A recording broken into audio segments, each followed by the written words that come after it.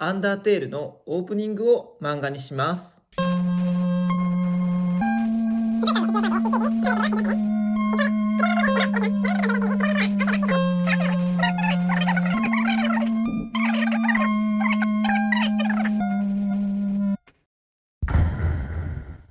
ンダコ。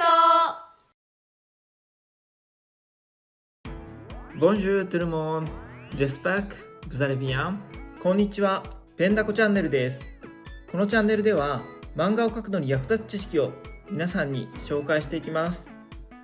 皆さん漫画描いてますか？漫画を描く上でやることはいろいろありますよね。キャラクターを作って物語を考えてページごとにコマを割ってその後は下書きしてペン入れしてトーンを貼って完成。もちろん細かな違いはあると思いますが、だいたいバンドデシネもアメリカンコミックも制作プロセスは似てるんじゃないかと思います。しかしですね、コマ割りについては漫画特有の考え方や演出があります。実はコマ割りは漫画のクオリティを決めるためのとっても大事な要素です。なので今回はどんなことを考えて漫画を演出しているのか実際にやってみながら解説したいと思います。漫画の演出について語りたい、コマ割りに役立つヒントを皆さんにお伝えしたいなと思ってこのチャンネルを作りました。ぜひ最後まで見てください。動画投稿の励みになるのでチャンネル登録、高評価よろしくお願いします。それでは始めていきましょう。ペンダコ。今日のお題はこれ。アンダーテールのオープニングを漫画にします。アンダーテールとは2015年に発売されたインディーズゲームです。ドット絵で描かれたビジュアルや BGM が名曲揃いの RPG ゲームですね。選んだ理由は2つあります。ゲームのオープニングはそもそも何も知らない状態の人を対象に作られているので、漫画の第1話の導入に近い構成をしています。オープニング映像が透明とテキストで構成されているので漫画に置き換えやすい。今回はオリジナルのビジュアルを尊重しながら漫画にします。カメラアングルやポーズを変えることも演出の大事な要素ですが、小回りの解説に集中したいので今回は変えることはしません。改めて今回の内容です。アンダーテールのオープニングを4ページの漫画にしよう。初心者の人にも分かりやすく解説していきます。私の授業を受けたことがある人も授業の復習になりますよ。解説を見る前に学生の皆さんもチャレンジしてみてください。カメラアングルやポーズを変えずに4ページの漫画に演出してください。出来上がった作品を私に見てほしい人はインスタグラムの DM に送ってください。2023年の3月1日まで募集しています。それでは解説していきます。ペンダオープニングの内容を一緒に確認しましょう。まずは世界観の説明ですね。最初のカットでは同じくらいの大きさで人間とモンスターが描かれています。しかし次のカットではモンスターが大きかったり戦争が起こったという情報とともにビジュアルが大きく変化しましたね。ここは漫画に演出するときに大事なポイントになります。なのでちょっと覚えておいてください。ここでは戦争の結果がしっかりビジュアルで表現されていますね。勝者は画面の上、敗者は下に構成されています。ここからは主人公のパート。背景から始めることでスムーズに場面転換をしていますね。いきなり人物のショットだと急に切り替わった印象を与えてしまうので一度背景を挟んでいます。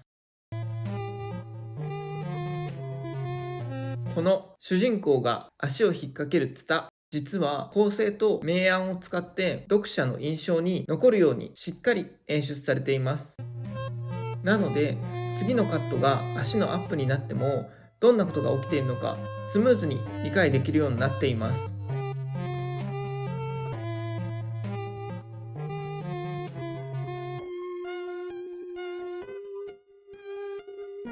カメラが動く演出があるのはここだけですね。漫画は絵を動かすことができません。しかし、ちゃんと漫画に合わせた表現があります。では、早速漫画に演出していきましょう。なぜページを2つ並べて作業をするのかというと、漫画の演出を考えるときは見開きで考える必要があるからです。漫画はバンデシネと比較して小さく、左右の両ページが目に入ります。だから見開きで考える必要があるのです。ただ、今回は分かりやすく説明するために、最初のページから最後のコマまで順番に解説していきます。まずは1ページ目。オープニングでは世界観を表現するパートが3つの絵で構成されていました。私はそれを3コマにして1ページに表現しようと思います。3つのコマのうち重要なのは2コマ目です。人間とモンスターの戦争が起きたことは大事な情報なので、このコマを大きくします。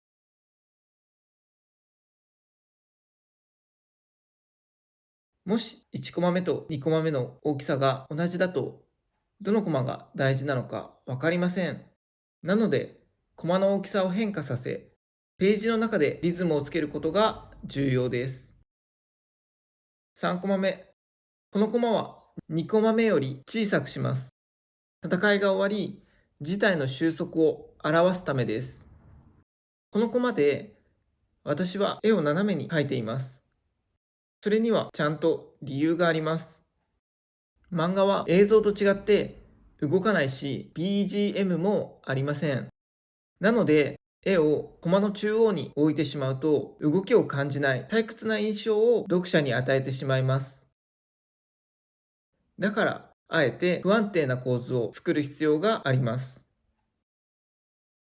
ここで1ページ目のコマ割りが終わりました。世界観の説明パートを1ページに収めることができましたね。同じ大きさのコマを繰り返すと、どれが大事なコマなのかわからなくなってしまいます。これに気をつけるだけで、作品の印象は大きく変わります。